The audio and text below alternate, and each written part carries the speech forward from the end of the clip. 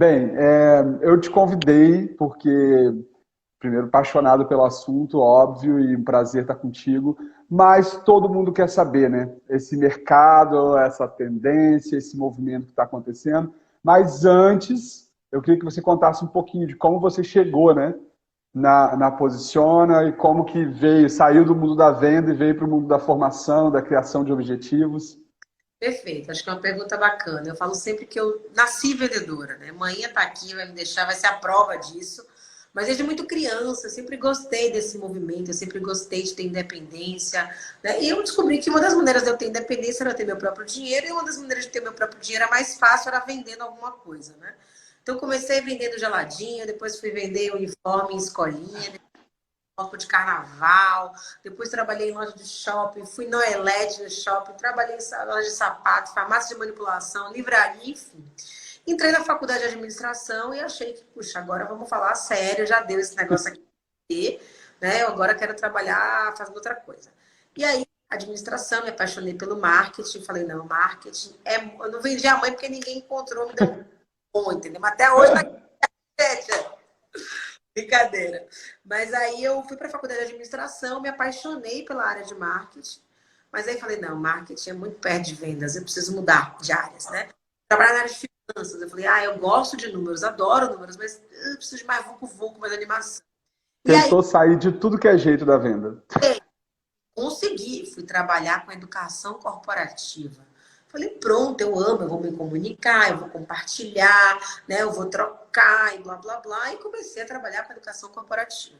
Fui estagiar numa grande empresa baiana e o primeiro grande projeto que eu peguei era para treinar equipes de vendas. Aí, tem jeito, eu tento me livrar das vendas, mas as vendas não saem de mim. E eu comecei a estudar esse negócio de vender e eu me apaixonei completamente, porque vendas movem o mundo, nada acontece até que uma venda seja feita. Então, você pode ter o melhor serviço, você pode ter o melhor produto, você pode ter o melhor prato, você pode ter o melhor restaurante, você pode ter o melhor hotel.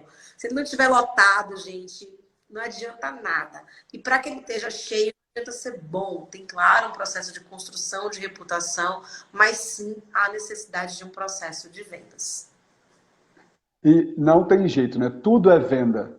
Tudo envolve venda. Até a pessoa fala, eu sou um péssimo vendedor. Você deve escutar isso o tempo inteiro, né? A gente está o dia inteiro vendendo ideia, vendendo um negócio, vendendo, até se vendendo mesmo no mercado, né? Se posicionando e querendo sempre mais. Então, esse processo está intrínseco no dia a dia. Negociação, venda.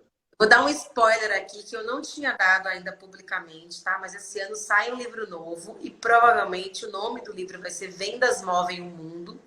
E a primeira página, quando você abre o livro, 100% das pessoas que habitam este planeta são consumidores, né? E muitos deles são potenciais compradores daquilo que você está disposto a vender.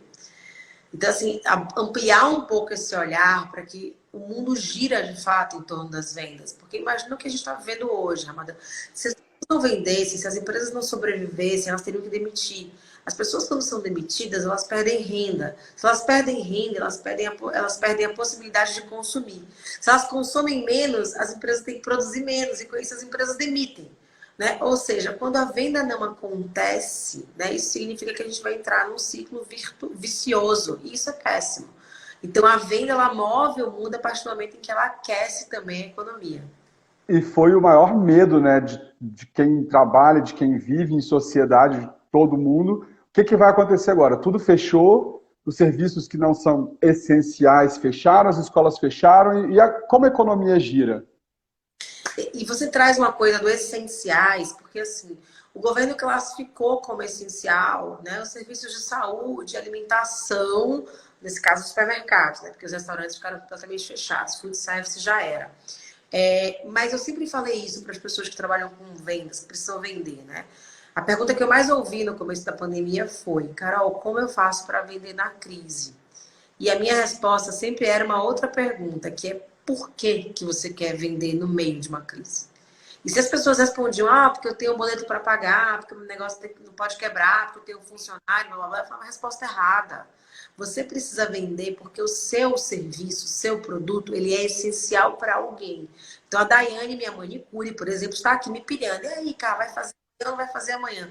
Gente, eu passo o dia inteiro numa live. Desde que a pandemia começou, que eu nunca me vi tanto nessa vida. É essencial para mim sobrancelha feita.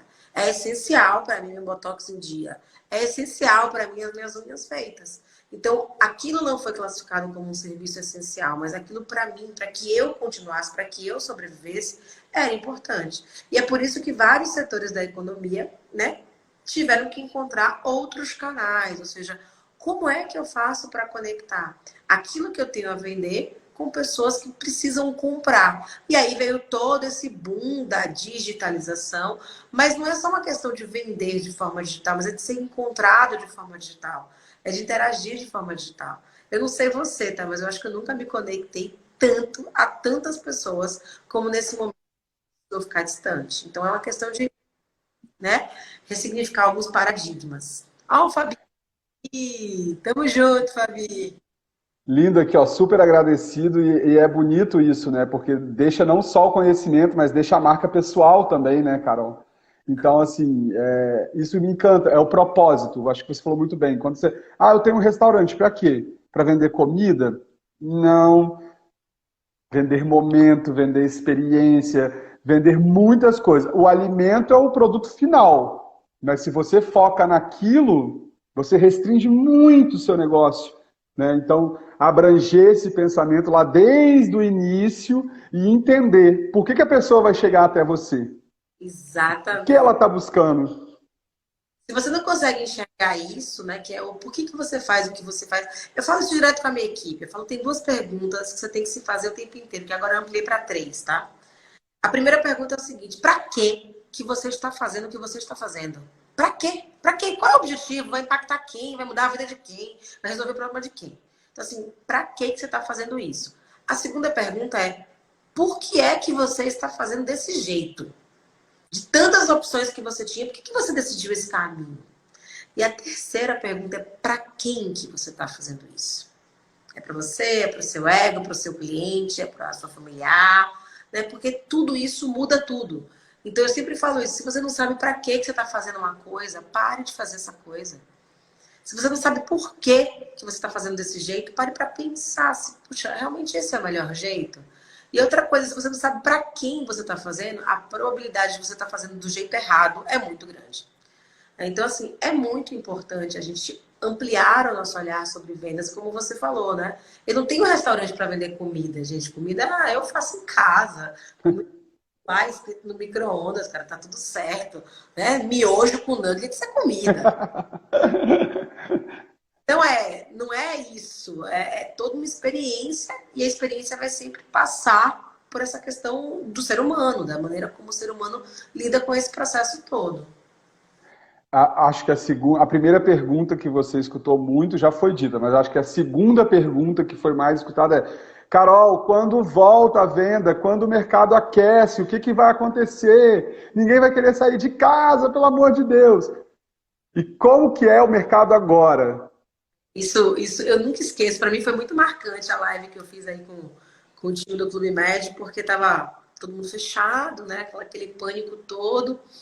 E eu falava assim, gente, vocês não têm noção. Na hora que esse troço abrir, vai ter uma correria. Vocês não vão ter vaga. Porque existe um movimento que a gente já observa hoje chamado consumo da vingança. Né? O que é esse consumo da vingança?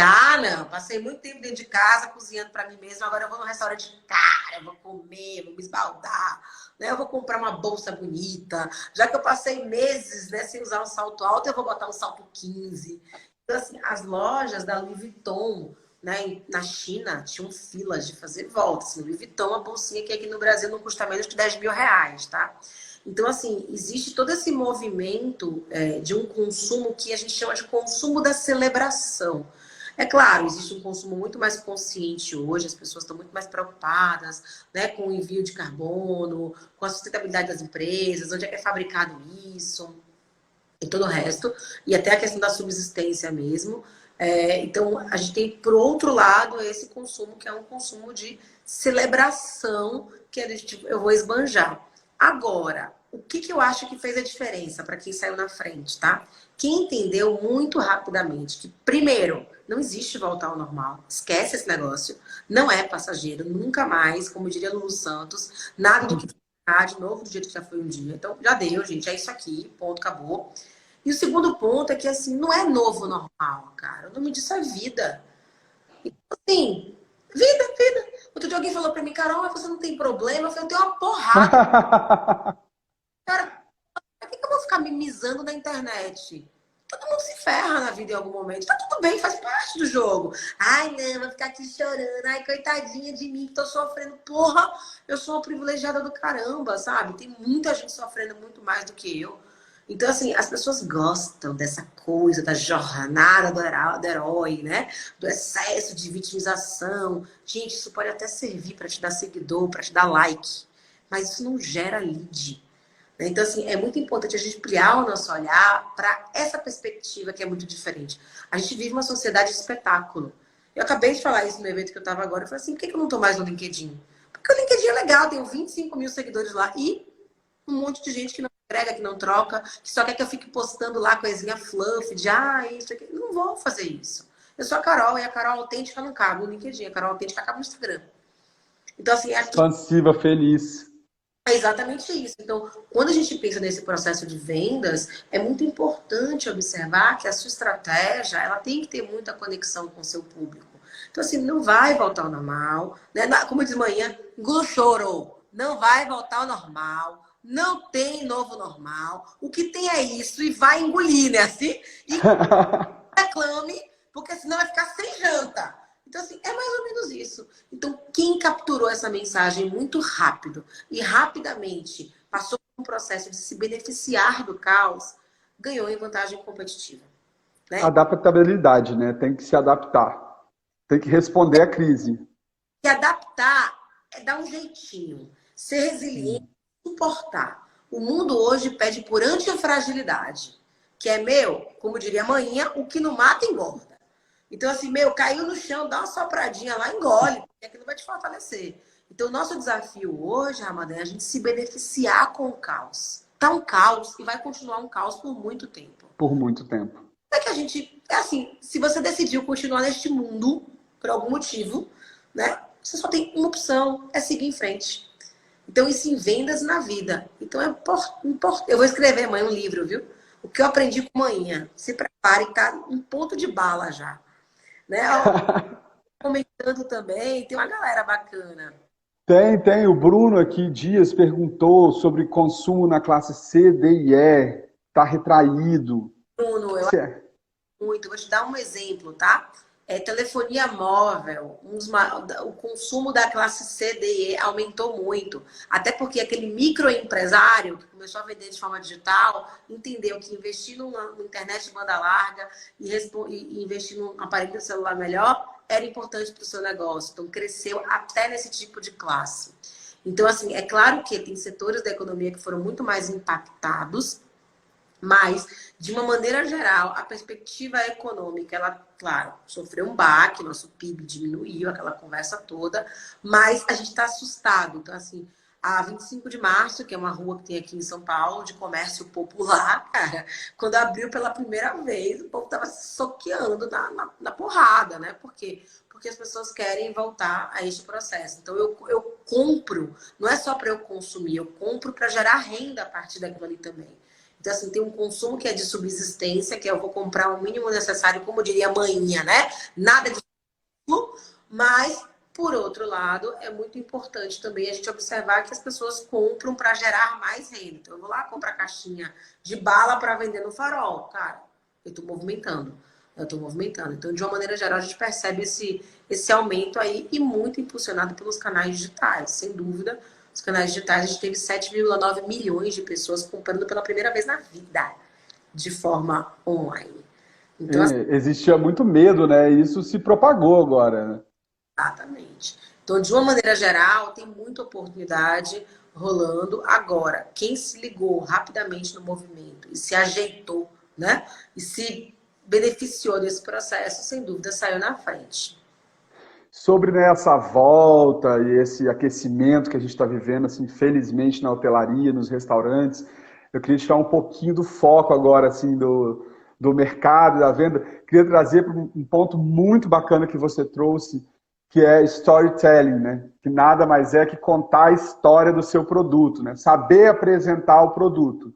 E me marcou muito que você falou, o vendedor não é aquele que fecha a compra. O vendedor é aquele que vai até o cliente e consegue convencer ou consegue entregar a ele o que ele quer. Então, isso para mim é dentro de um restaurante que às vezes tem uma gastronomia, teve uma ideia do chefe ou tem um conceito diferente, né? O garçom saber trazer isso, passar isso para o cliente, essa paixão. Perfeito, né? É aquela história, Ramadan, a gente precisa valorizar e acreditar. Então, vamos imaginar um restaurante, tá? Eu falei isso algumas vezes já nessa pandemia. Eu falei, cara, o garçom vai acabar. O garçom, ou ele se revitaliza, ou ele significa o seu trabalho, ou ele vai acabar. O e-commerce veio para ficar assim, Fabiano. Já era, já deu, tá? Então, pensa o seguinte, eu chego num restaurante hoje e eu sento na minha mesa, tiro a minha máscara, ufa, né, que alívio, e eu miro o meu celular no QR Code. Este QR Code me mostra lá todos os pratos. De verdade verdadeira, amiguinho aqui, tá, gente? Para que eu preciso do garçom? Eu posso clicar, tem o iFood. Eu quero este prato. Ah, tem alguma observação sobre esse prato? Eu escrevo lá, sem pimenta, mais pimenta, menos pimenta, bem passado, tal. Eu quero esta bebida. Eu não preciso do garçom, eu preciso do cominho. Eu preciso do cara que vai entregar lá a comida, vai servir, sei lá, e depois vai limpar a mesa. Ou, se for um restaurante, né, menos chique, eu posso até levantar lá e pegar o E negócio. buscar. McDonald's da vida. Então, assim, McDonald's é um exemplo bom. Gente, em caixa eram 10 no McDonald's, agora tem 2 e 20 totens, né? Sim. Quanto mais as pessoas vão sendo educadas para esse processo digital, melhor. Só que McDonald's é McDonald's, não existe uma experiência gastronômica no McDonald's. Você pede número 1, número 2, número 3, número 4, é aquilo. A vida inteira, desde que eu me entendo por gente, desde que o McDonald's foi lançado no Brasil, Big Mac é Big Mac, ponto. Né? Então, assim, eu não chego no McDonald's e falo, eu queria um Big Mac, mas pode ser com pão do cheddar? Não, não faço isso, né? Big Mac é Big Mac. Agora, você vai para um restaurante, você quer vivenciar uma experiência. Então, você senta na mesa, primeira coisa, a velocidade com que o garçom faz aquilo. Então, às vezes, você fica lá, ó, né? Ei, daqui a pouco você tá em cima da mesa, né? Para poder... E olha, porque que garçons são treinados para olhar por cima de você, através do cliente. Mas, enfim, brincadeiras à parte, a gente sabe que é um desafio. Mas beleza, o garçom te notou, ele veio até a sua mesa.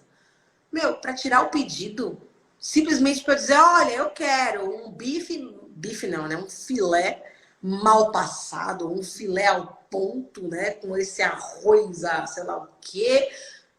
Meu, né? Tem garçom que faz assim, qual que é o número mesmo, senhora, do que você pediu no cardápio? Mas aí na hora que eu pergunto, eu falo, puxa, não sei, o que que sai bastante aqui? Qual que é o carro-chefe? Aí ele fala, filé com fritas. Porra, filé com fritas eu vi na porta que tava na promoção hoje. Eu quero saber assim, né? Aí o que que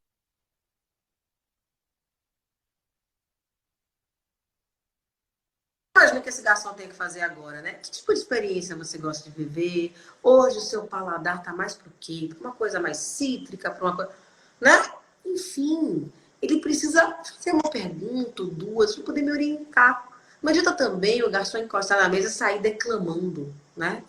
O prato do dia, ou a sugestão do chefe, né? Ou falar que hoje, fulano de tal. Não adianta, porque não vai gerar conexão. Então, assim, né? É aquele boa noite, meu nome é fulano de tal, estou aqui para servi-los, porque é para isso que existe um garçom, é para servir mesmo, né?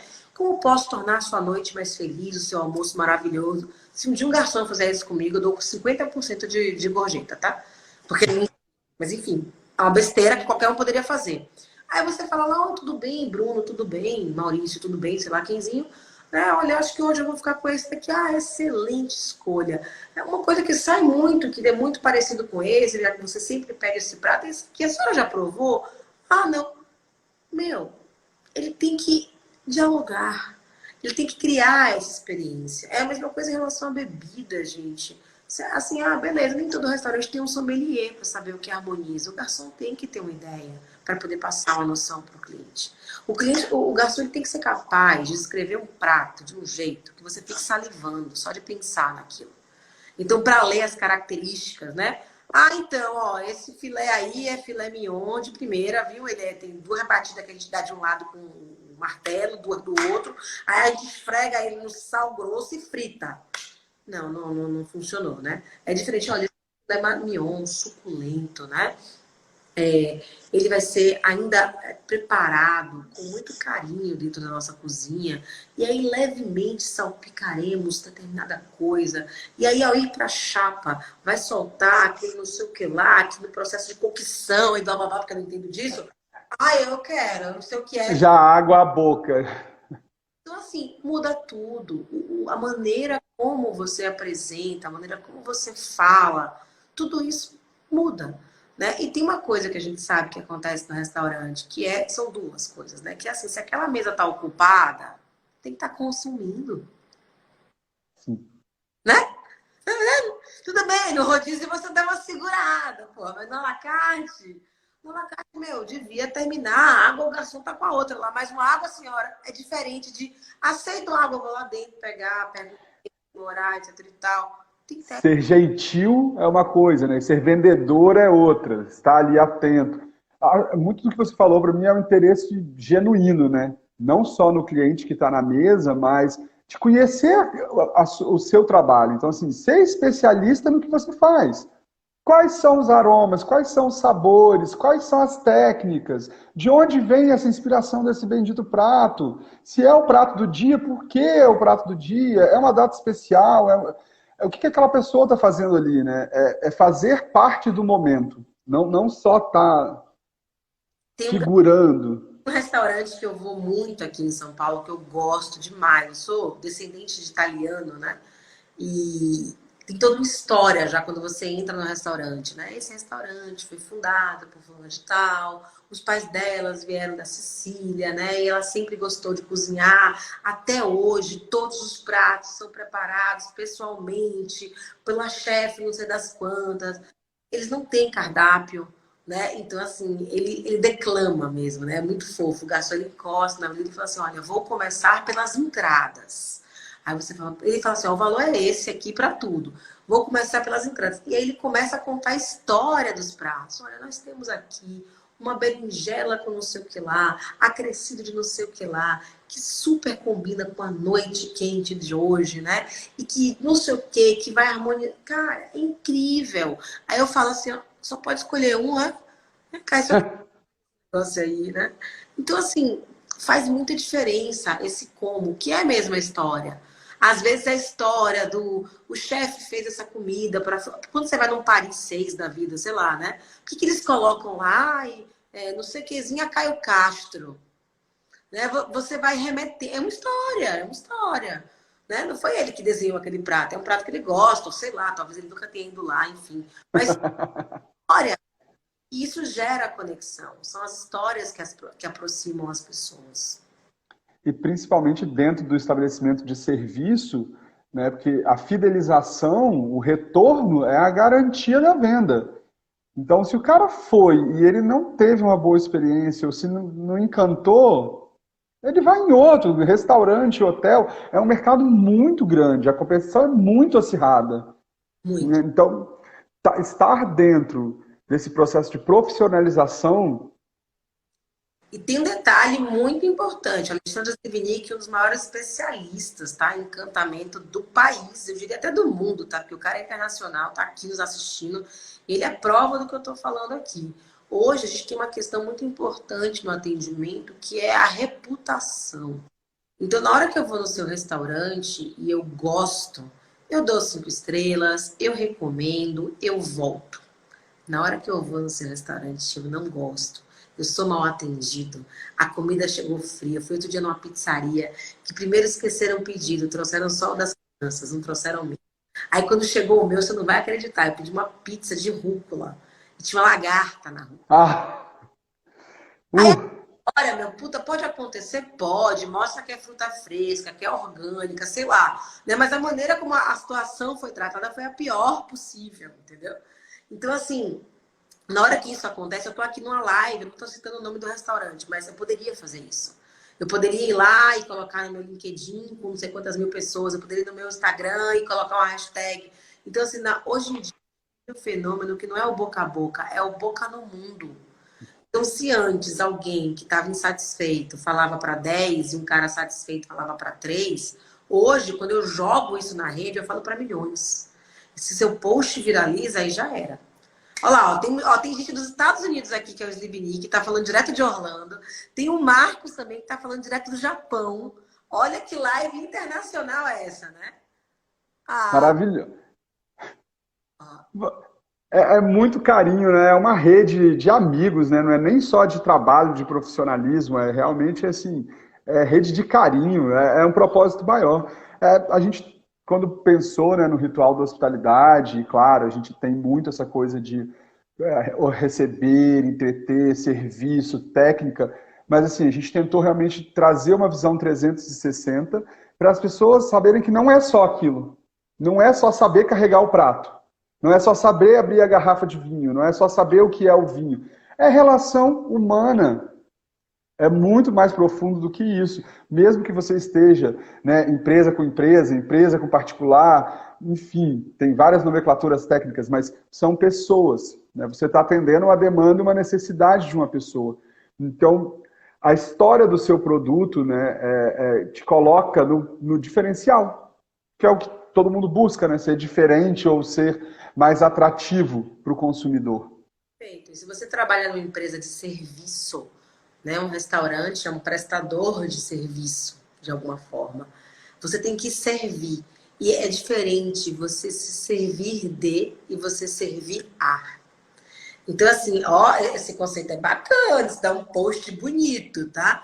Então, assim, na hora que o cliente entra, se eu penso assim, mais alguém, ó, chegando aí, um ticket novo, mais uma mesa ocupada, né? Eu tô me servindo dessa pessoa, né? Então, quando eu tô me servindo de alguém, é assim, eu tô aproveitando dela.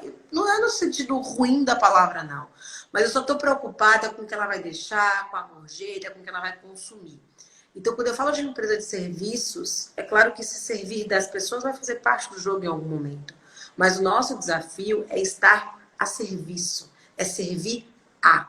Então, na hora que eu entro num restaurante, na hora que eu sento numa mesa, na hora que eu decido por um hotel, né, eu estou buscando este serviço. E, de novo, são detalhes muito pequenos que fazem a diferença.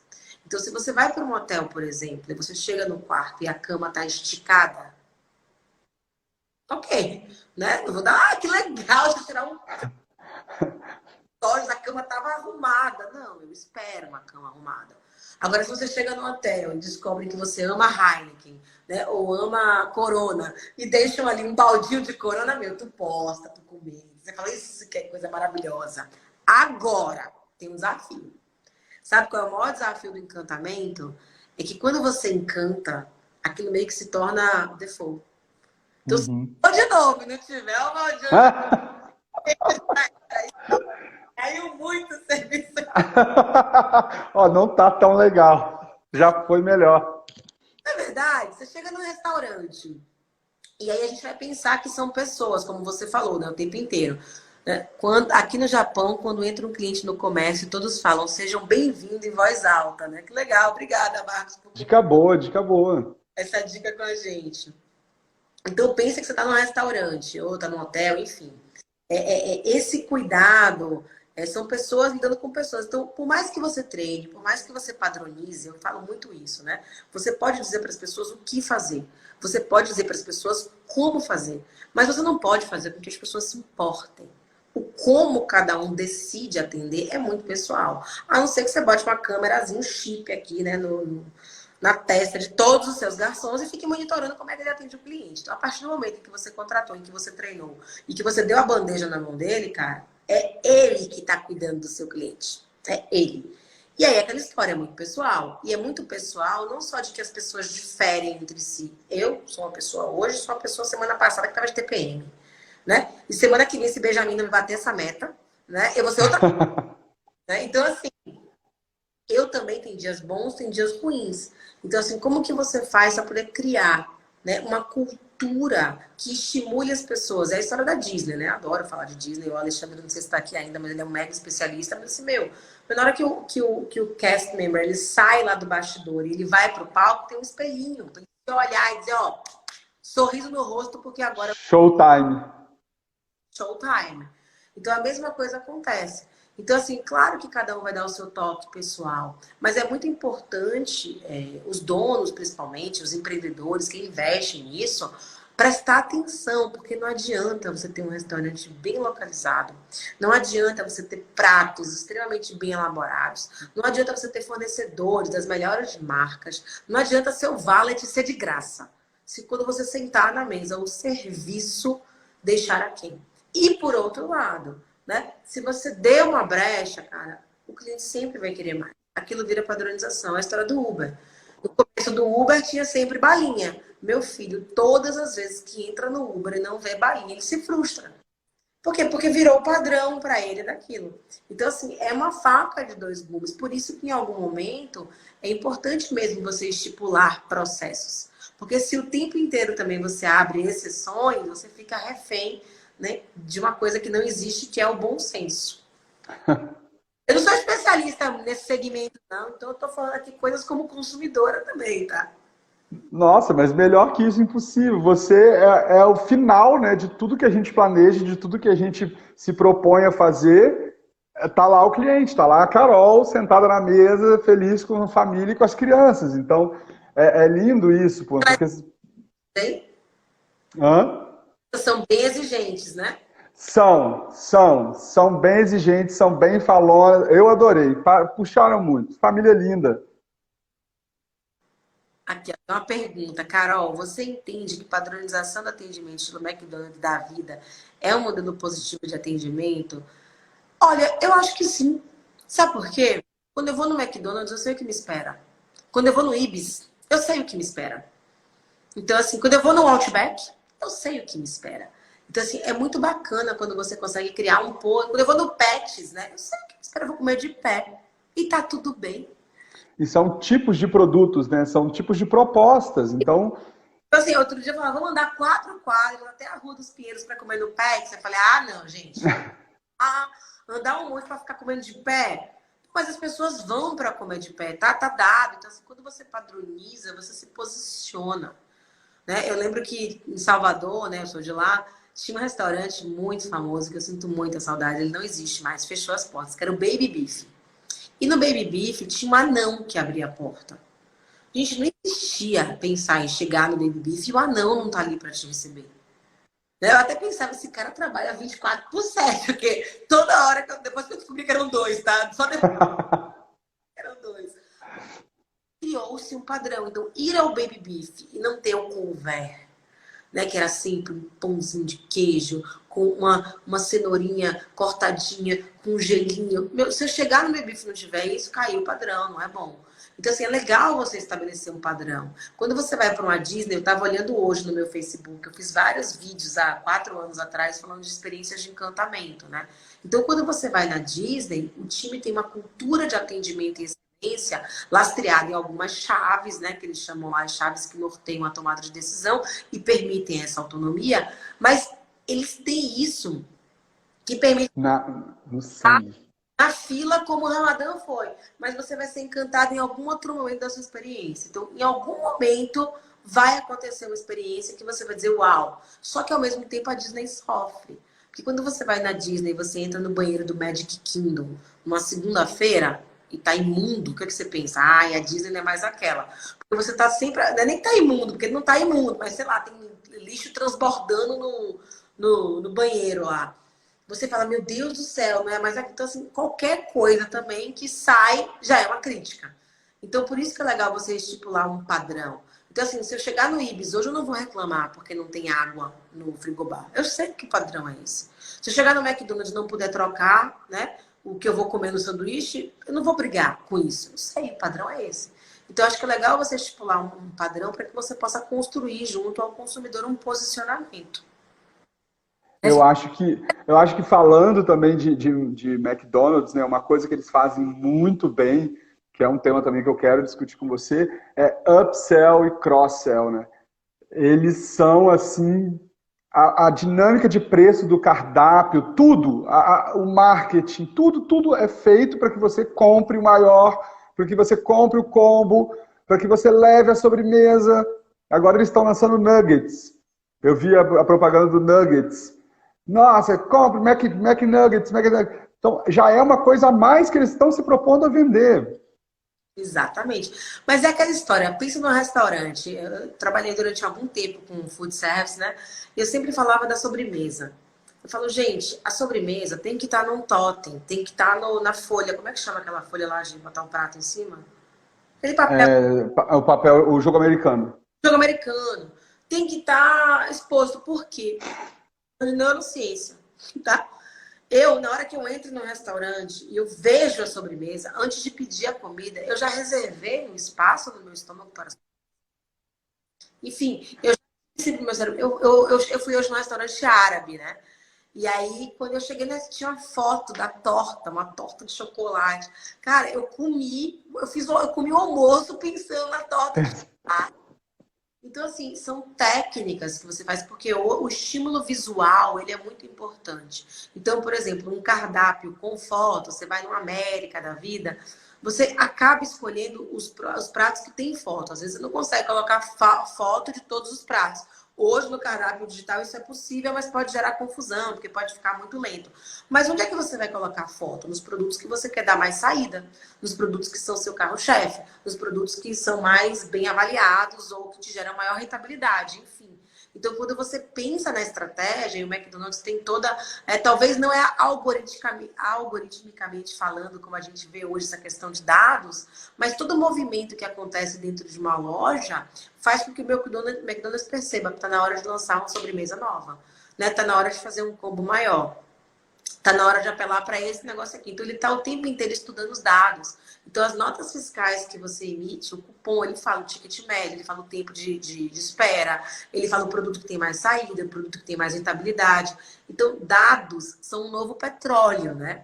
Então, assim, quando você começa a olhar essas informações de giro dentro de determinado restaurante, você começa a tomar algumas decisões. E o McDonald's tem dentro dele toda uma área de inteligência que está o tempo inteiro analisando essas informações e tomando decisões. Agora, né? Posso fazer isso num restaurante pequeno? Claro que pode. Dá trabalho? Dá, mas é possível. Então, assim, se você é chefe, né? Você é gerente de A e B, de uma rede, uma das maiores redes de hotelaria do mundo, né? Então, assim, você sabe o que sai mais. Talvez até de forma intuitiva. Você tá tão acostumado, você fala, meu, gente, ó, final de semana, vi que a temperatura vai estar quente, precisa aumentar a quantidade de shopping. Vamos deixar o shopping no limite para a gente poder vender cerveja, né? Que não está inclusive. Então, assim, são estratégias que você vai adotando. Então, poxa, é um dia quente, coloca cerveja. É um dia frio, coloca o vinho, né? Você harmoniza e vai dando para o cliente coisas que, assim, não é uma forçação de barra. É algo que... É o que você gostaria, né? Se você tivesse ali naquela piscina, frente a uma cervejinha gelada, Tá? brincando. Os espetos de camarão, eu pago por isso agora, gente. Já tô aqui. Vou ficar miguelando espetinho de camarão? Não, vamos nessa. Eu já fiquei em casa há muito tempo, eu mereço isso. Exatamente. Então, acho que esse, principalmente no setor de serviços, tá? A gente vê, tem muito restaurante vazio, assim como tem restaurante que você tem que fazer reserva. Então, a questão de você ter, hoje aqui em São Paulo, a gente está com restrição de horário. Então, os restaurantes só podem funcionar, se não me engano, até às 10. Então, acaba que você tem uma carga horária menor e você precisa garantir ou o giro ou a ocupação. Então, assim, o giro você garante com um pouco mais de agilidade, né? E a ocupação vai garantir por meio do serviço. Então, essa coisa de definir uma estratégia, poxa, como que eu vou divulgar? Que tipo de promoção eu posso fazer agora? Então, se eu estou numa região que tem muitos escritórios, os escritórios estão fechados, vamos partir para o delivery. O delivery vai ser via aplicativo ou vai ser direto? Eu ouvi uma história esses dias de um cara que ele tem um restaurante em frente a um daqueles condomínios gigantes aqui em São Paulo, sabe? E eu sofro com isso no meu condomínio. Quando eu peço iFood, eu sofro lá em casa. Porque eu tenho que descer o elevador, tenho que atravessar todo o negócio, é um friozinho danado. Se estiver chovendo, eu me molho para poder pegar na portaria. E o que o cara fez? O cara contratou um menino que mora no prédio, e falou, meu trabalho vai ser pegar na portaria e levar até o apartamento. Olha que genial! Genial! Deu emprego para alguém e assim, na hora que o morador pensa, vou pedir uma pizza. Ah, vou pedir do fulano de tal. Pode até não ser a melhor qualidade, só da pizza chegar aqui na porta da minha casa, vale. Né? Pode ser mais cara e por aí vai. Então, assim, é Que importante. é entender, né? Escutar o seu cliente e se botar no lugar dele. Não Exatamente. é o que eu quero. Ah, eu quero vender delivery. Não. O meu cliente não quer sair para comprar, é diferente. Ele está em casa. A gente pediu comida esses dias e eu falei assim, cara, mas quem tá pedindo comida de vocês hoje é escritório, né? A gente não tem talher aqui na região. Então, assim, oferece, cobra. Quer um prato plástico e um talher? Eu pago por essa porra. Né? Que Tipo, é, mas assim, que é bem exatamente isso que a Isala Croa falou, custo da conveniência. exatamente isso. É o custo da conveniência. Quantas vezes você para abastecer num posto de gasolina mais caro que tá na rota? Quantas vezes você para no posto de conveniência, se chama inclusive, né? Loja de conveniência. Quanto mais conveniente, mais caro. E tá tudo bem. Saiu uma pesquisa recentemente que fala que 85% Nó. consumidores estão 85% dos consumidores estão dispostos a pagar mais por um serviço melhor. Então, para de dizer que as pessoas estão sem dinheiro. As pessoas não valorizam aquilo que você está oferecendo. Eu falo direto isso. O pessoal da classe C, D, que alguém colocou aqui, não tem dinheiro. Anda de ônibus, amigão. Eu ando de ônibus. É todo mundo de Samsung Galaxy para cima, né? De iPhone. Então, assim, não tem dinheiro para aquilo, porque não é valor. Então, aí no crédito Exato. se vira. É muito isso, né? A gente vê que a adaptabilidade, assim, a profissionalização, a qualidade é o diferencial. Agora, o cliente não aceita menos do que excelente. Não, não aceita. Eu não quero menos do que. Se eu faço isso em casa, eu não vou comprar de você. É isso. Né? O que vai vir de diferente? Eu falei isso para uma amiga minha que tem restaurante. Ela, pede no meu delivery para me ajudar. Vamos lá. Puta, cada foto linda que ela mandava no WhatsApp. Primeira vez que chegou na minha casa, eu tirei uma foto do que chegou e mandei a foto. Eu falei, amiga, de verdade. Ou você diminui a foto, né? Bota uma foto mais próxima da realidade, ou você capricha um pouco mais na maneira como você vai entregar. Mas é porque o motoboy, cara, Ah, compra uma quentinha daquela separada. Eu recebi agora, acabei de comer um delivery neste momento, né? E veio o macarrão, veio o filé de frango e veio a salada separada. Tudo bonitinho. Então eu montei o prato de acordo com aquilo que fazia sentido. Ficou um prato bonito como o do restaurante. Mas custou mais embalagem? Mas eu paguei mais caro por isso. Entre um negócio que vai vir bonitinho, pegar um PF, cara, eu prefiro pegar um negócio que vai vir mais bonitinho. Eu valorizo. Então, quem tem que... Você dá o preço. Você dá o preço. Seu cliente que diz qual é o valor. Então, são coisas diferentes. Então, você estipula o preço de acordo com aquilo que você acredita que custa e que vale. Né? Você vai ter que começar a calibrar. Então, se o cliente não está querendo pagar por aquilo, você tem duas opções. Ou você diminui o preço, né? Ou você aumenta o valor. o valor. É localização, é serviço, é o cafezinho grátis no final, é alguma coisa que gere uma experiência. Então é importante nisso. Eu acho que você deu mais do que pérolas hoje, ainda chegou com novidades, né? E eu, para fechar, manhã, pede as marmitas da manhã, eu vou querer uma. Bateu a fome agora, esse papo deu fome. Quê? Esse papo deu fome. Quem diria que venda seria um assunto tão agradável, né? Delicioso. É tão mistificado. Mas tem planilha, tem markup, tem isso, tem tudo isso, tem todo o trabalho de estratégia. Exatamente. Mas é muito gostoso. É maravilhoso, né? Dúvida de comportamento. O mesmo cliente vai até uma loja de Xing Ling e sempre é mal atendido, está tudo bem. O mesmo cliente vai em uma loja semelhante, mas de um brasileiro exige tudo. Por que isso? Ué, é óbvio, né? Eu podia contar uma piadinha aqui, mas ela é meio própria para o horário. Cada qual, isso é cada qual. Então, assim, na hora Exato. PF aqui da esquina, a minha expectativa é uma. Na hora que eu vou no restaurante do Olivier, a minha expectativa é outra. Então é a mesma coisa, Marcos. Eu vou para os Estados Unidos e trabalho de faxineira. Aqui no Brasil, não, fazer faxina de amar. Então, assim, tem uma questão muito forte de contexto. Então, olhar por essa perspectiva ela é fundamental, porque os clientes, eu posso ser a mesma pessoa, mas eu me comporto de formas diferentes de acordo com o ambiente. Então, assim, eu adoro um boteco. Eu sento em caixa de cerveja, gente, de boa. Mas não venha me cobrar na caixa de cerveja o que eu pago quando eu vou lá no Figueira Rubaiá. Então, lá, o meu nível de exigência é um, né? Que é um pouco dessa história. Quando você vai no Ibis, seu nível de exigência é aquele lá. Agora, quando você vai num clube médio da vida, você tá com expectativa lá no alto. A probabilidade de eu me frustrar, inclusive, é muito maior. Muito maior. Tanto que eu falo Trivago, Booking, essas coisas, cuidado. Por quê? Porque a avaliação 5 estrelas não significa que o lugar seja 5 estrelas. A avaliação que o cliente dá ali, ela é uma ponderada entre a expectativa que ele tinha e Isso.